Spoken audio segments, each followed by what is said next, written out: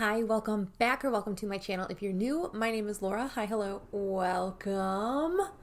Today we are actually going to be starting my 2020 year-long project pan. If you follow me on Instagram, I posted it and I have a story with it. So if you want to join in, feel free to, but if you don't, obviously you don't have to, but I wanted to do a project centered around my limited edition and discontinued products that you can no longer buy.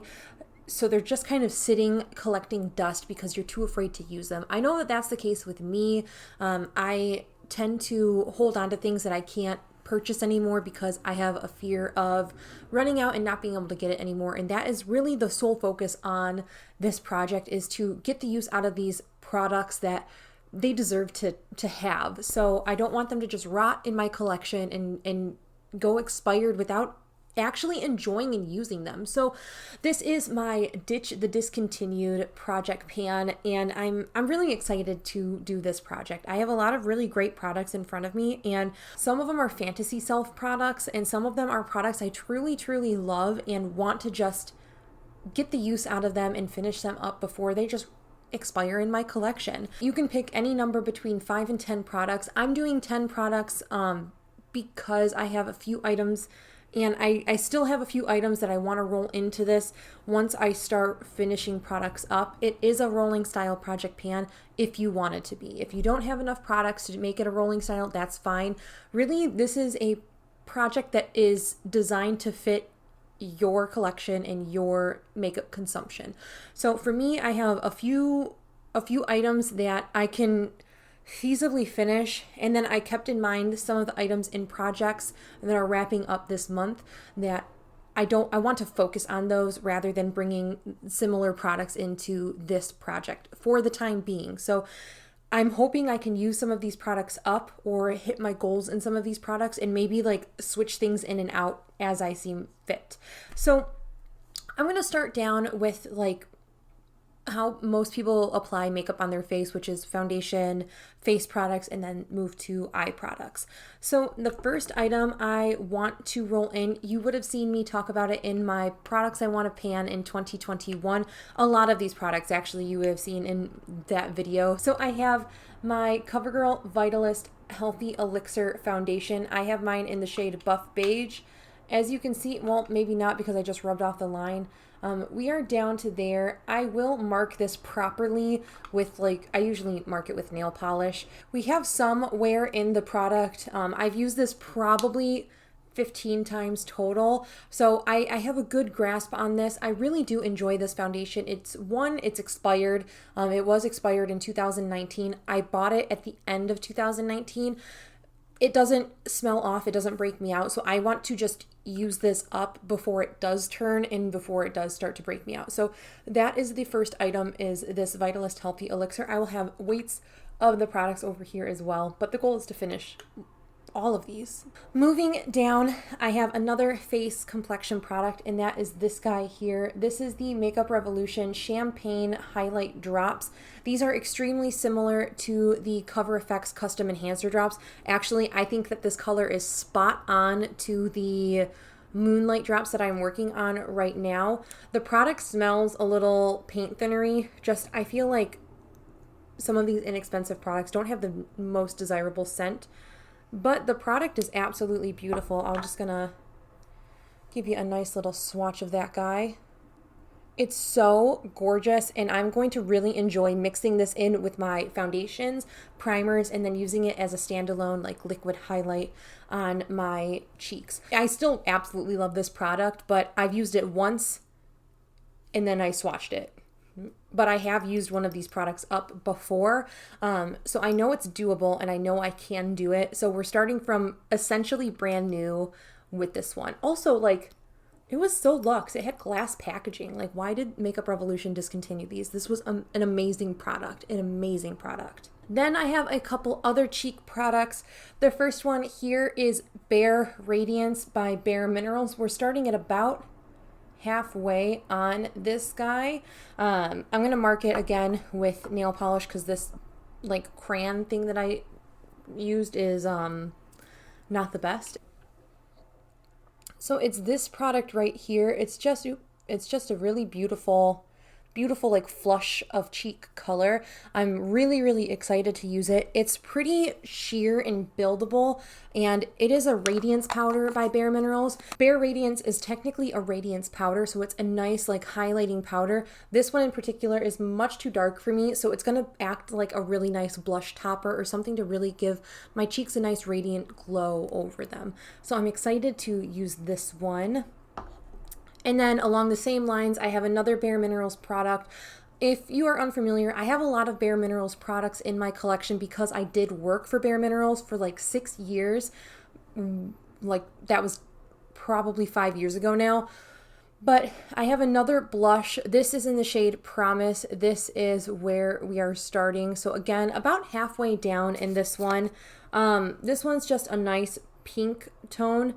This also has a nice sheen to it, but I think it'll complement a lot of blush as well. That is Bare Minerals Promise. The swatch does look really intense, but it is a finger swatch. Once you apply it with a blush brush, it'll look really, really effortless and just a nice flush on the cheeks. I think that this will be probably the shade that I really want to gravitate towards in the springtime. I kind of want to set my focus on Bare Radiance first because it is that blush topper and I can kind of fluctuate through other blushes in my collection. Last year I hyper focused on all of my blushes. I really just focused on my Project Pan ones and didn't really touch a whole lot of other blush. So I want to try to not do that this year and just fluctuate and mix blushes and cocktail blushes how I like to do. I have one more like complexion product that I want to talk about, and it is a highlighter. This is by Luxie Beauty. This is the highlighter in the shade Pandora. Now, they still sell highlighters on Luxie's site if you can actually get product because they are habitually sold out of everything. But this is the shade Pandora. It's kind of like a fantasy self product where I don't really use it all too much, but I have a tendency of really plowing through highlights. But that is it down here. It's definitely that icier kind of highlight, so I think mixing this is going to be the best way to use it, or using it as an eyeshadow or an inner corner highlight. Just to start, all I want to do is hit pan on this because again, this is a shade that I'm not super keen on wearing on my cheeks because it's a pretty unnatural color for highlight in all honesty. So I know I'm pretty good at hitting pan on highlights, but I don't know since this is kind of an outlandish color for me. We'll see what we can do. If I hit pan pretty early on, I might see how much use I can just get in it. Again, it's a beautiful highlight. It's just very, very icy and almost silver. So I think it's going to give like a gray cast on my skin right now, which it might be an eyeshadow shade kind of thing. Then I have an item that I'll probably use as an eye base or a companion base eye base product, and that is this here. This is my Tarte's Clay Play liner. This is in the shade Bronze. So that is it down there. I like these as eye bases. I mix it with my P. Louise base, and I apply it all over the lid, and that's kind of like a nice smoky eye base. That's how I got through one of these last year, was I used it as an eye base. It is a liner, but I can use it as an eye base, and I think that's how I'm going to get the most use out of this and get it used up quicker. Then I have a loose eyeshadow that I want to use up. This is Bare Minerals Pebble. This is just a really small sample pot of it. There is not, oh man, I don't know how I'm going to do this without spilling product everywhere. There is not a ton of product in there. Really, I want to focus in on some of these transition-y kind of shades in my stash, because they've just been sitting and lingering for far too long, in all honesty. So once I'm finished with my transition or some of the transitions that are in my Subculture palette, I will probably set my focus in on this. So I don't know if this will be something I necessarily get through quickly. I might try to use it just twice a month, but it's this guy there. Maybe even as a bronzer, I could use that because it looks like a nice, like rich shade. I could probably bronze the skin with it. I have a Stila Shimmer and Glow. This is in the shade Smoky Storm. This was discontinued, I feel like, or it was limited edition, and it's nowhere on Ulta, it's nowhere on Sephora, and it's out of stock on Stila's website. I did look for all of these items before I filmed this. I don't use these liquid shadows that often, and I don't want them to go off or just dry out in my collection, although I did have a really great way to revive them. But that is this guy here. It's just so beautiful. And honestly, I think this tapped on top of that bronze shade would make a really, really beautiful eye, just a really simple eye look. So I am going ahead and I'm going to roll in this. This is from my Urban Decay Heavy Metals palette. This was a Christmas palette from, I want to say, either 2017 or 2018. I don't know. It's pretty old, but there's actually a pretty decent dip in it.